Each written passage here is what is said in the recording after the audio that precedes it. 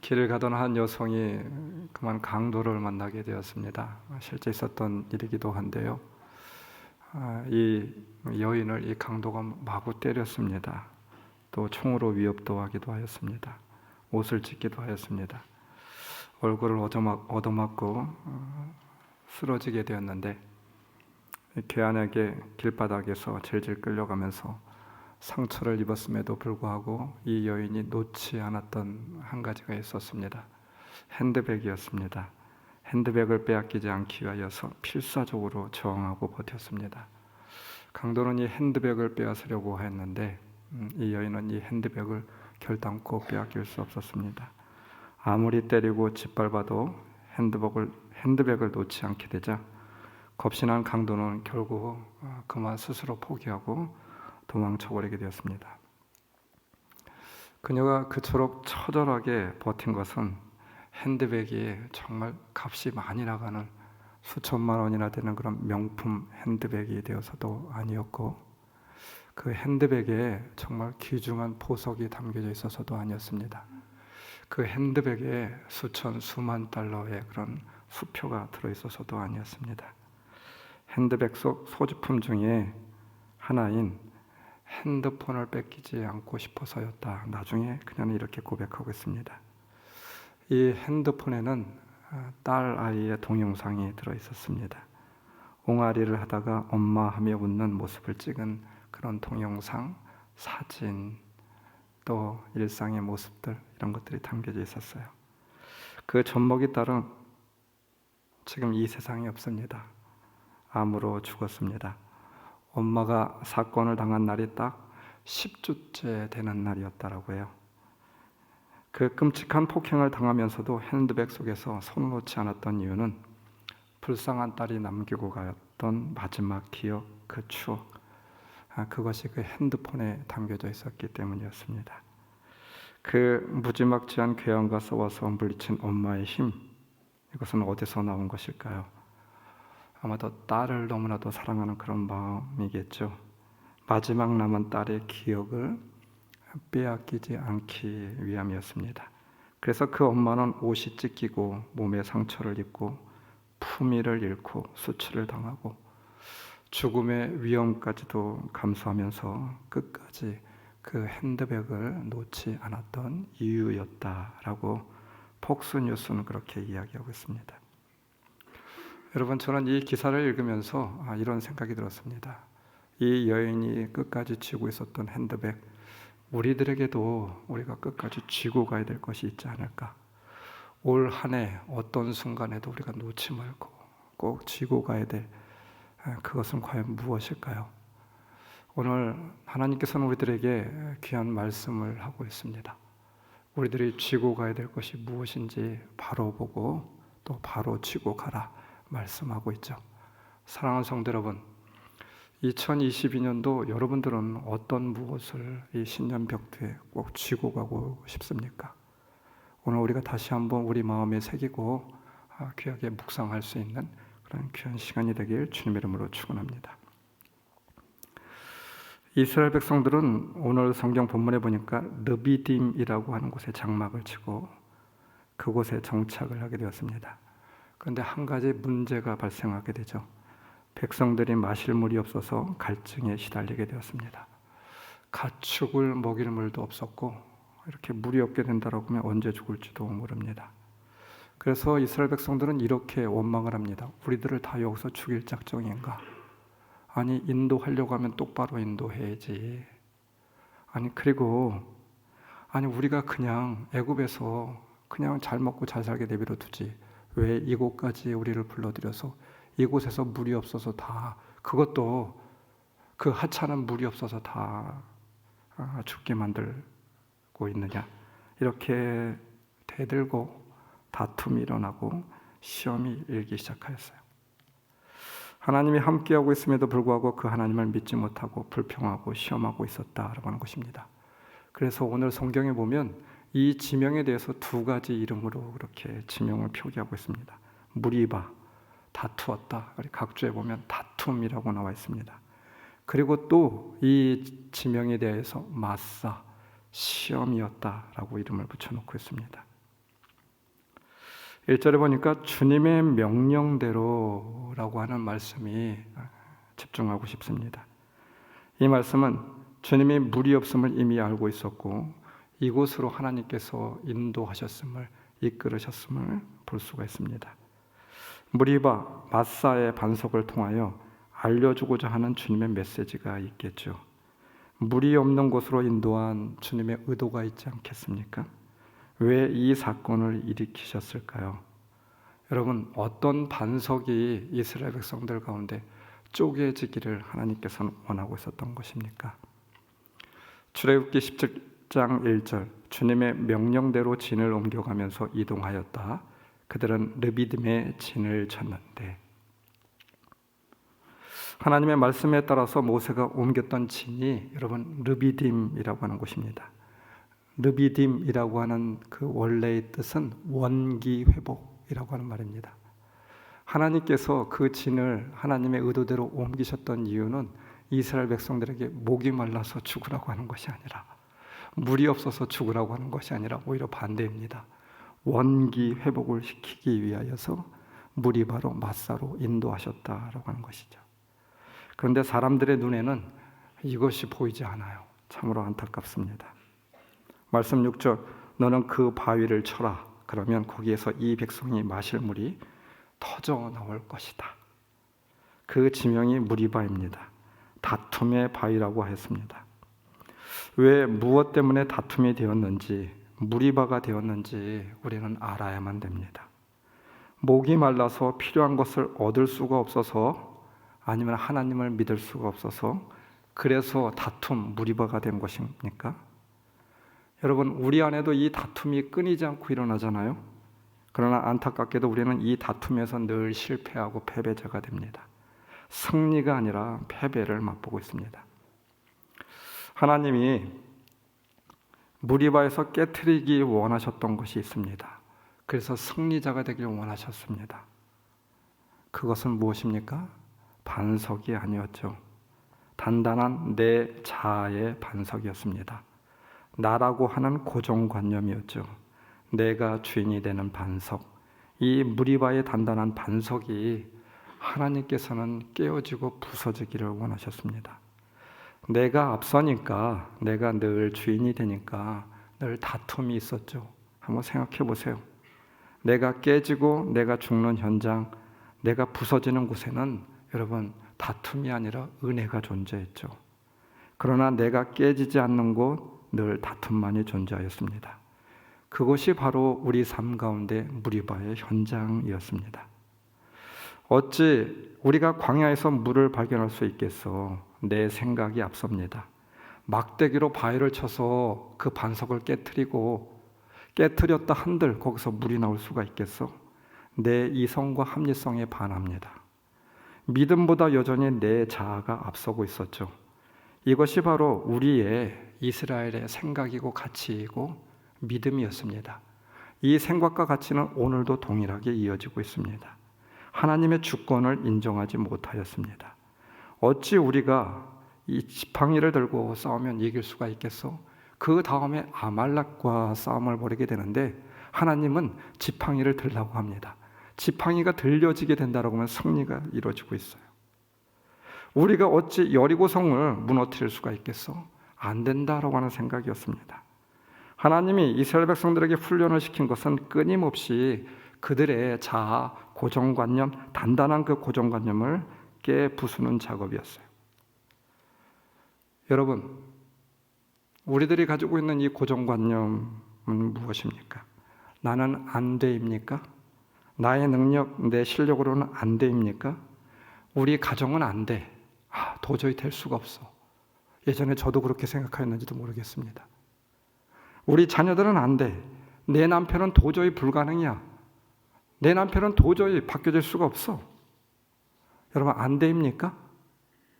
주님이 함께 하시면 됩니다.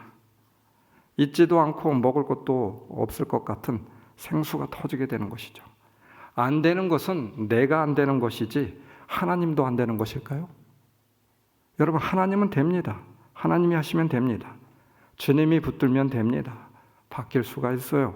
불가능이 가능이 될 수가 있습니다. 그러나 나라고 하는 내가 주인 되는 이 돌처럼 단단한 고정관념, 나의 자아가 깨어지지 않는 한 결단코 생수를 퍼올릴 수가 없습니다. 먼저 나라는 단단한 자아가 깨져야, 여러분 성경을 보십시오, 그 뒤에 생수가 터져 나오는 것입니다. 반석을 깨트린 후에 물을 내셨습니다. 반석이 그대로 존재하는 한 우리는 생수를 결단코 얻을 수가 없어요. 먼저 세상적인 가치관으로 나 위주로 살고 있는 이 딱딱한 마음이 불신앙으로 딱딱해서 굳어진 심령의 반석이 부서져야 하겠어요.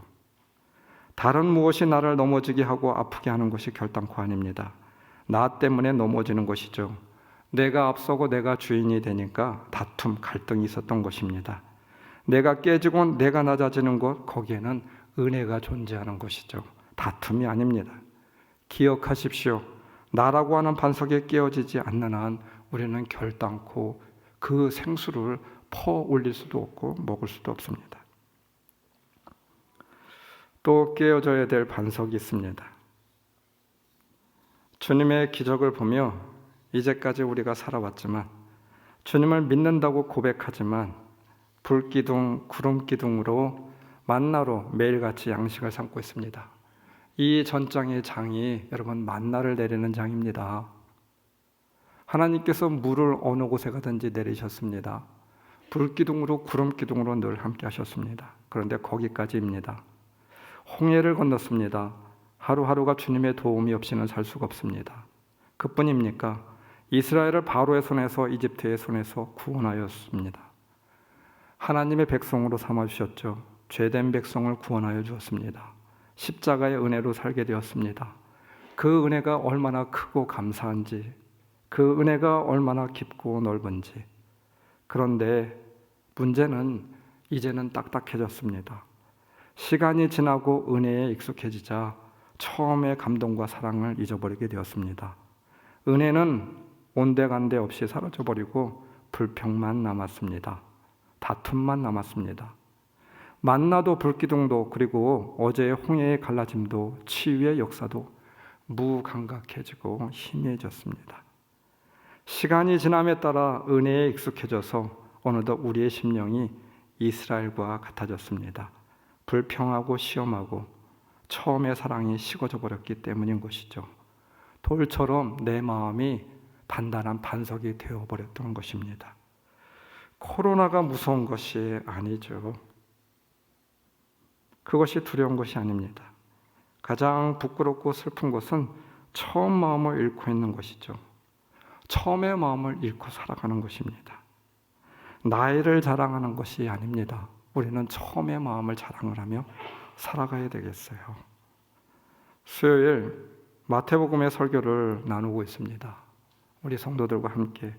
저한테 참 도전이 되었던 그런 말씀이기도 합니다. 너무나도 부끄러워서 말씀을 제대로 잘 전하지도 못하였습니다. 성경은 이렇게 전하고 있더라고요. 우리가 너희에게 피리를 불어도 너희는 춤을 추지 않았고, 우리가 곡을 해도 너희는 울지 않았다. 예수님은 이 시대를 동무들이 피리를 불어도 춤추지 않고 슬피 울어도 가슴을 치지 않는 둔감함의 시대로 규정하고 있습니다. 관심이 없습니다. 예수님의 말씀을 전하고 천국 복음을 전하며 애타고 찾고 있음에도 불구하고 관심이 없어요. 그저 자신의 할 일을 할 뿐입니다. 이유는 세상에 바빴기 때문입니다. 그뿐입니까? 예전에 가지고 있었던 기쁨과 처음의 사랑도 다 잊어버렸습니다. 무관심, 무감각해졌습니다. 오늘 우리의 두렵고 안타까움이, 슬픔이 여기에 있게 되는 것이죠. 사랑하는 성도 여러분, 여러분은 어떠합니까? 예수님의 이 안타까운 소리를 우리가 들어야 되지 않을까요? 우리를 향하여 안타까이 부르시는 그 음성, 그것이 바로 나의 음성으로 들어야 되지 않을까요? 우리는 다른 무엇에 다툼이 있는 것이 아닙니다. 사람의 관계에, 환경에 대한 그런 다툼이 있기보다 나 자신의 잃어버렸던 사랑, 처음 사랑, 잃어버린 것에 대하여서 다툼이 있어야만 됩니다. 치열한 싸움이 오늘 이 시간에 있어야만 됩니다. 너무 딱딱하게 굳어져 버린 지금의 상황은 아닙니까? 무엇보다도 먼저 깨져야 될 반석은 우리 심령의 반석이 되어야 되지 않을까요? 이 반석이 쪼개져야 되지 않을까요? 하나님이 쪼개시기 원하시는 것은 여러분 무리바의 반석이 아니라 내 심령의 반석, 그 반석이 쪼개지기를 원하시고 있는 것은 아닐까요? 말씀 6절, 그 지팡이를 손에 들고, 성경은 이렇게 적고 있어요. 그 지팡이를 사용하라 하십니다. 나일강에 그 지팡이를 들고 가라 말씀하고 있어요. 모세가 들고 있었던, 양을 치는 목자라고 하면 늘 들고 다녔던 보잘것없는 막대기, 아침 저녁 밥 먹을 때나 쉴 때나 늘 가까이 있는 일상의 도구였습니다. 이 도구로 양을 지키기도 하고 낙서를 하기도 하고 산을 오를 때 몸을 의지하여서 사용하였던 하찮은 막대기일 수도 있습니다. 그 지팡이는 누구도 빼앗아갈 수 없는 모세의 하나님 체험의 지팡이를 말하고 있습니다. 보잘것없었지만 하나님께서 그 지팡이를 들고 사용하여 주셔서 바다를 가르고 이스라엘 백성을 마른 땅을 걷게 하였습니다. 놀라운 하나님의 역사, 하나님의 기적, 하나님의 은혜였죠. 이 지팡이는 역경 속에서도 버리지 않는 하나님의 사랑과 크신 능력을 담았던 뜨거운 모세의 신앙이었습니다. 모세에게 하나님께서는 특별한 것을 찾았던 것이 아니었습니다. 그 지팡이를 들고 가라. 그러면 갈라질 것이다. 그러면 부서질 것이다. 그러면 생수가 올라올 것이다. 그 지팡이가 우리들에게도 찾아줘야 되겠어요. 그 지팡이만이 여러분 우리가 어떤 반석을 가지고 있든지 반석을 내리칠 수 있습니다. 그 지팡이만이 반석을 깨부수고 부서뜨리고 생수를 퍼 올릴 수 있는 것이죠. 우리가 자랑해야 될 것은 이력이 아니고 능력도 아니고 직분도 아니고 신앙의 연수도 아니고 나이도 아닙니다. 우리가 자랑해야 될 것은, 또 우리가 끝까지 가지고 가야 될 것은 그 뜨거운 마음, 처음의 사랑, 그것을 지금 오늘 그 지팡이를 오늘 내가 간직하고 가지고 가느냐, 이것이겠죠. 우리는 에베소 교회에 주시는 메시지를 너무나도 잘 알고 있습니다. 에베소 교회를 책망한 이유는 한 가지를 잃어버린, 그 한 가지가 전체가 되어버렸기 때문입니다. 그 많은 능력이, 장점이 아무 소용이 없었어요. 한 가지를 잃어버리니까 그 모든 것이 물거품이 되었고 책망이 되었습니다. 아니, 여러분, 그 다른 무엇이 이 한 가지 때문에 다 소멸돼 버렸어요. 하나님이 보시는 것은 오로지 한 가지입니다. 해가 지났지만 여전히 제 방에, 제 책상에 여전히 자리를 지키고 있는 달력이 있습니다. 30주년 기념 달력입니다. 아마도 끝까지 이 달력은 그 자리에 놓여져 있을 것 같아요.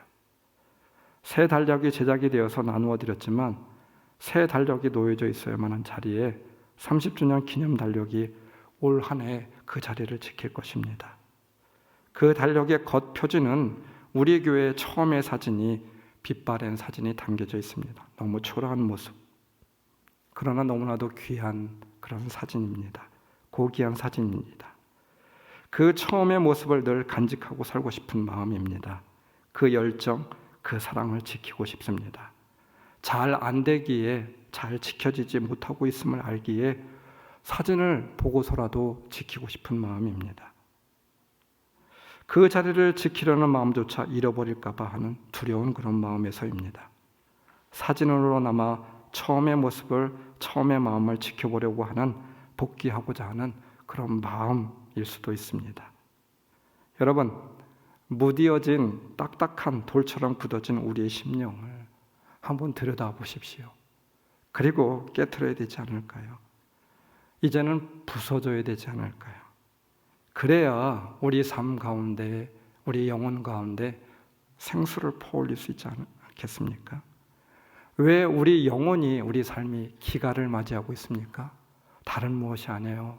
사람 때문도 아니고, 환경 때문도 아니고, 건강 때문도 아니고, 돈 때문도 아니고, 아닙니다. 그것이 아니에요. 하나님은 말씀하고 있습니다. 단단해진 너의 처음 마음, 그 처음 마음이 너무나도 단단해져 있기 때문에 그것을 깨어 부수라고 말씀하고 있어요. 돌처럼 딱딱해진 우리 영혼, 심령의 밭을 깨트리고 기경하라 말씀하고 있죠.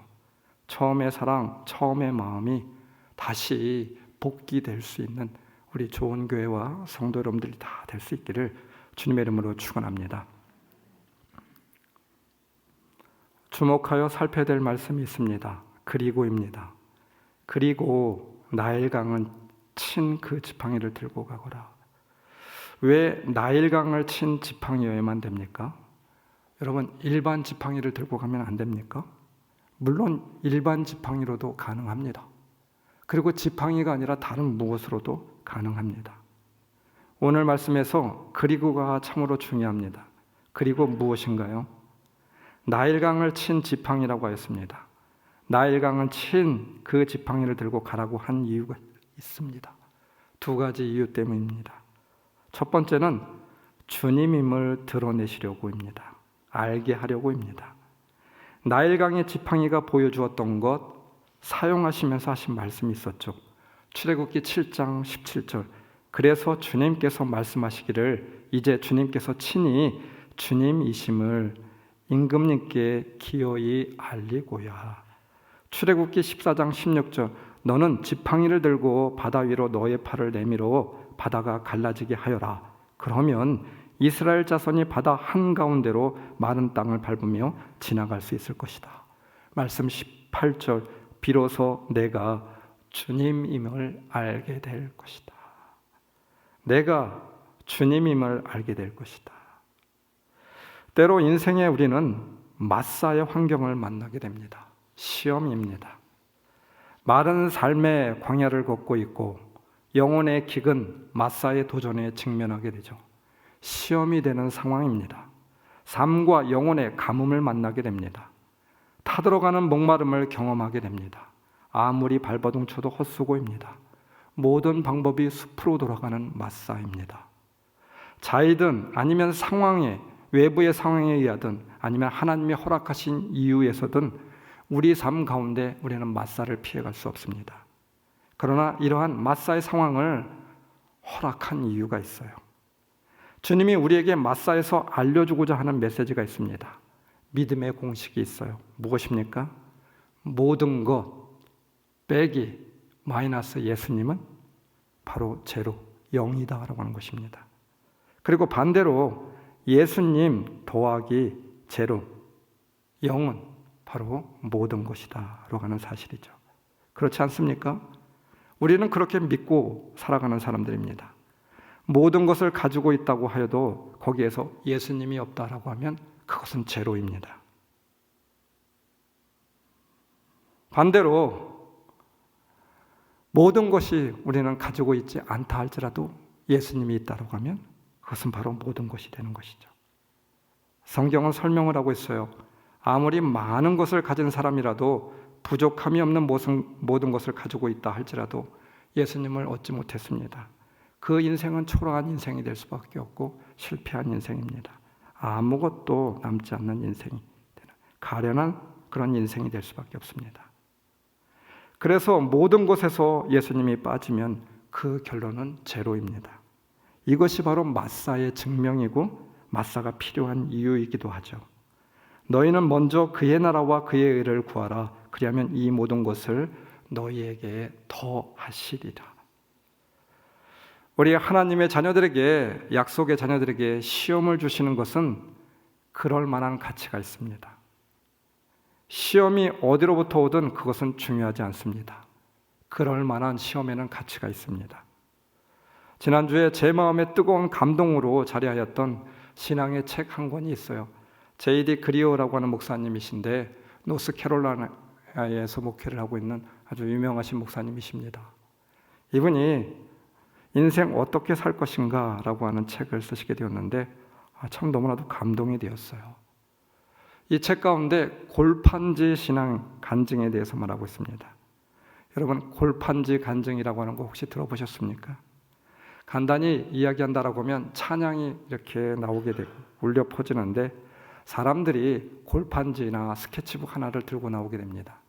그리고 그 골판지 앞면에는 한 줄로 적혀져 있어요. 내가 예수를 만나기 전에 삶의 모습.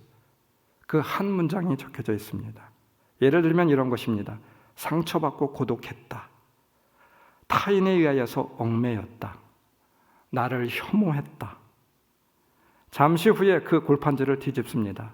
거기에는 그리스도를 만난 뒤의 삶이 한 문장으로 적혀져 있습니다. 구원받고 새로운 소명을 받았다. 자유를 찾았다. 새 삶을 얻었다. 사랑하는 딸이 되었다. 사랑하는 아들이 되었다. 목사님이 본 것 중에 가장 인상 깊었던 간증은 한 여인의 것이었습니다. 그녀는 골판지 앞면에 말기 유방암 진단 이렇게 한 줄로 적게 되었습니다. 그녀와 함께 강단에 올라온 나이가 지긋한 한 남자가 있었는데 그녀를 진단한 무신론자 의사였다라고 적힌 골판지를 그 사람은 들고 있었습니다. 그 사람이 자신이 들고 있었던 골판지를 뒤집게 되었습니다. 그녀가 고통 가운데 보여준 기쁨을 통하여 나는 그리스도를 만났다. 이번에는 그녀가 뒤집게 되었습니다. 그럴 만한 가치가 있다. 그럴 만한 가치가 있었다. 타들어가는 인생의 메마름과 영혼의 목마름이 있습니다. 아무리 두드리고 발버둥 쳐보았지만 부서지지 않는 반석이었습니다. 좌절하고 실망하고 목 놓아 올 수밖에 없었습니다. 원망하였습니다. 이것이 무엇인가? 이대로 죽어야 하는가? 왜 내 인생은 이러한가? 생수는 어디에도 없었습니다. 마사의 현장이었죠. 그러나 이러한 상황의 이면에는 그 뒷면에는 이렇게 적혀져 있었습니다. 그럴 만한 가치가 있다. 그럴 만한 가치가 충분히 있음을 알려주기 위함이었습니다. 어제 설교를 다 마치고 저녁 늦은 시간에 들어갔는데 딸아이가 저를 손을 끌더라고요. 같이 보고 싶은 영화가 있다고.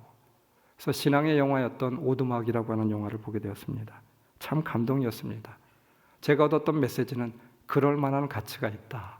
너무 참혹하고 아프고 슬프고 견딜 수 없는 그런 고통이었지만 거기에도 하나님께서 말씀하시더라고요. 그럴 만한 가치가 있다. 너는 알 수는 없지만, 너는 지금 이해될 수 없지만, 너는 깨닫지 못하지만. 왜 그렇습니까? 무엇입니까? 말씀 17장 5절. 나일강을 친 그 지팡이를 손에 들고 가거라. 너는 그 바위를 쳐라. 그러면 거기에서 이 백성이 마실 물이 터져 나올 것이다. 지팡이는 스스로 아무것도 할 수가 없습니다. 우리가 중요하게 보아야 할 것은 지팡이 자체가 중요한 것이 아니라 그 나일강을 친 지팡이, 그 지팡이가 중요해요. 그 지팡이는 주님이 쥐셨던, 주님이 붙들고 있었던 지팡이였습니다. 지팡이 스스로는 반석에 물을 낼 수가 없어요. 지팡이는 홍해를 가를 수도 없습니다. 그런데 그 지팡이를 쥐고 있는 분이 있었어요. 하나님이 쥐니까 그 지팡이가 기적을 행하고 놀라운 일을 행하게 됩니다. 지팡이는 수동형입니다. 지팡이는 손에 의하여서 잡혀지지 않으면 아무 소용이 없어요. 그렇지 않습니까? 여러분, 지팡이로서의 역할은 모세가 잡을 때, 하나님이 잡을 때, 하나님의 임재의 손길로 잡혀지게 될 때, 손에 잡혀지게 될 때 가치가 있고 필요에 의하여서 쓰여질 수 있는 것이죠. 양떼를 지키는 지팡이로서의 역할은 목자의 손에 잡혀지게 되었을 때 거기에 생명이 불어넣어지는 것입니다. 성경은 거듭 지팡이에 대해서 소개를 하고 있습니다. 동일하게 반복되는 내용이 무엇입니까? 지팡이가 아니라 나 하나님이라고 하는 말씀입니다. 14장 16절 너는 지팡이를 들고 바다 위로 너의 팔을 내밀어 14장 18절 비로소 내가 주님임을 알게 될 것이다. 주님이 잡고 있었어요. 주님의 손에 지팡이가 잡혀지게 되었을 때 홍해를 가르고 구원의 역사를 이루고 이스라엘이 마른 땅을 걸어서 바다를 건널 수 있는 놀라운 기적의 역사가 일어났습니다. 그래서 지팡이 된 우리는 주님의 손에 붙잡혀져야만 됩니다. 이것이 바로 마사의 교훈이죠. 두 번째, 나일강에 그 지팡이를 들고 가라라고 하는 이유가 있었습니다. 그 지팡이는 또 어떤 지팡이입니까? 나일강을 친 그 막대기, 유독 그 지팡이를 지목한 이유가 있었어요. 그 지팡이로 놀라운 기적의 역사를 보여주고 난 뒤 하나님께서는 이렇게 말씀하십니다. 출애굽기 4장 5절, 주님께서 말씀하셨다. 내가 이렇게 해서 이적을 보여주면 주 너의 조상의 하나님, 곧 아브라함의 하나님, 이삭의 하나님, 야곱의 하나님이 너에게 나타난 것을 믿을 것이다. 이렇게 이적을 일으킨 이유에 대해서 설명을 하는데 아브라함의 하나님, 이삭의 하나님, 야곱의 하나님 때문이래요. 무엇입니까? 그 약속 때문에 이스라엘을 구원하였고 너를 들어서 사용하고 있고 내가 너를 들어서 사용하겠다라고 하는 그 약속 때문에 내가 너를 잊지 않고 미디안 광야에서 80년 동안 너를 기다리고 있었고 이제 너를 들어서 그 약속을 이룰 것이다 라고 하는 말씀입니다. 하나님의 약속, 이 약속의 막대기로 이스라엘을 구원하였어요. 함께 하시겠다라고 하는 약속입니다. 이 막대기 같은 너를 사용하시겠다라고 하는, 구원의 막대기로 사용하시겠다라고 하는 하나님의 약속. 모세가 들었던, 바위를 쳤던 막대기는 단순한 막대기가 아니었고 하나님의 약속의 막대기였죠. 말씀 6절, 호렙산 바위 위에서 너희 앞에 서겠으니, 무엇이 앞에 서겠다라고 하는 말씀입니까?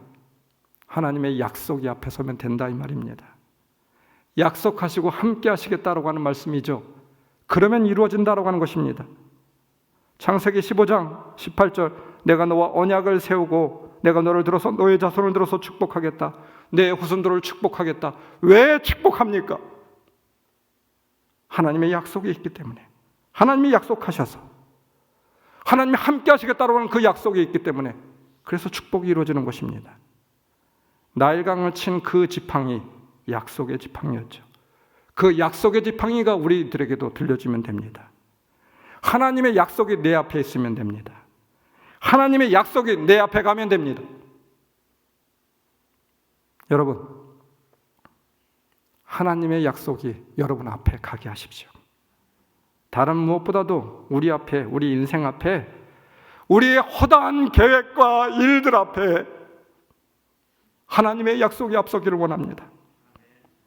약속을 기억하시기 바랍니다. 그 약속을 찾으실 수 있는 여러분들이 되시길 주님의 이름으로 축원합니다. 약속이 없으니까 시험이 되죠. 그렇지 않습니까? 약속이 불분명하니까 여러분 맞사가 되는 것입니다. 생각해 보십시오.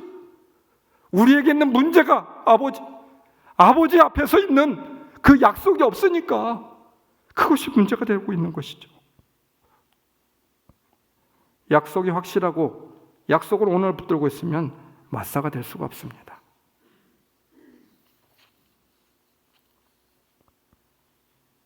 내가 할 수 있을까? 내가 이룰 수 있을까? 나에게 기회가 올까? 내가 합격할 수 있을까? 아닙니다. 내가 하는 일이 잘 될까? 그것도 아닙니다.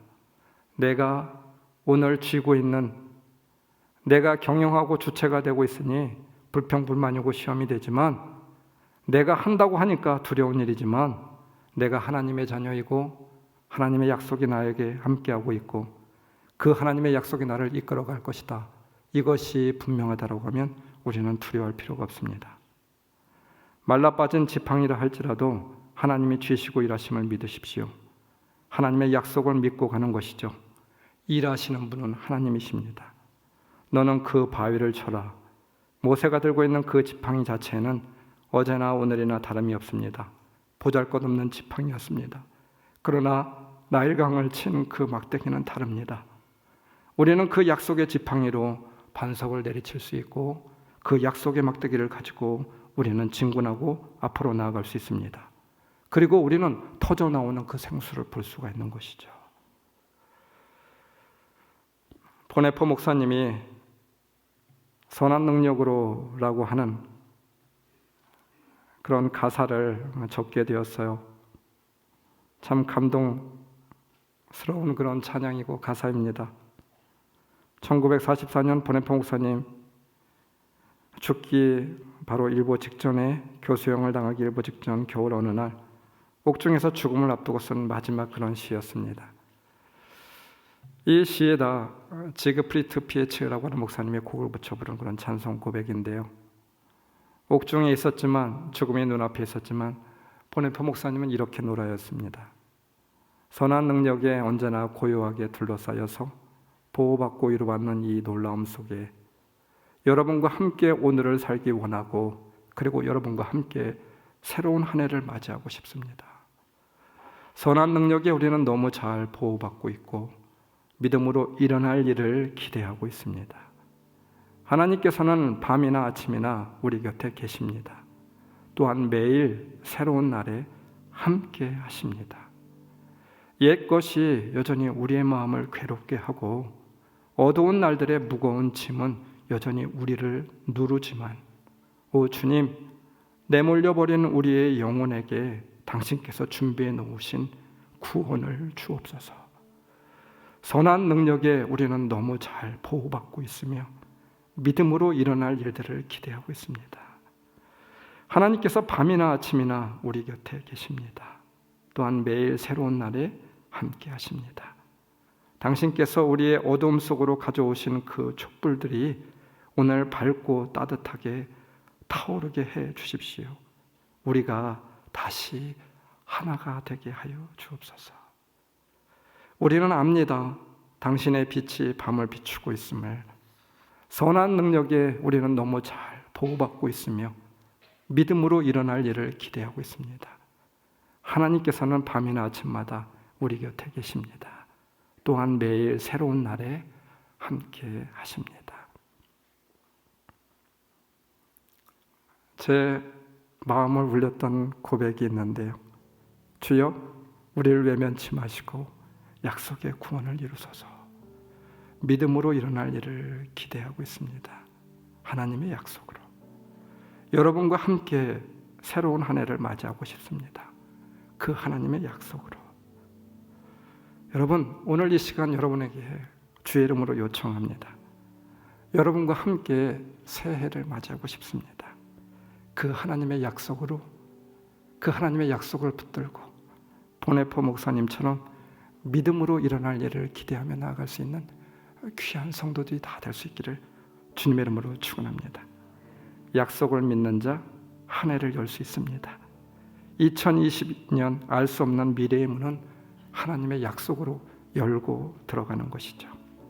보네포 목사님에게는 그 약속 하나로 너무 충분하였습니다. 우리에게도 이 약속이 너무 충분한 그런 성도들이 되었으면 좋겠습니다. 약속의 시험을 당하는 자들이 아닌 약속 하나로 무리바의 반석을, 마사의 반석을 깨트리고 부수고 생명수를 퍼올릴 수 있는 저와 성도 여러분들이 다 될 수 있기를 주님의 이름으로 축원합니다. 기도하십시다.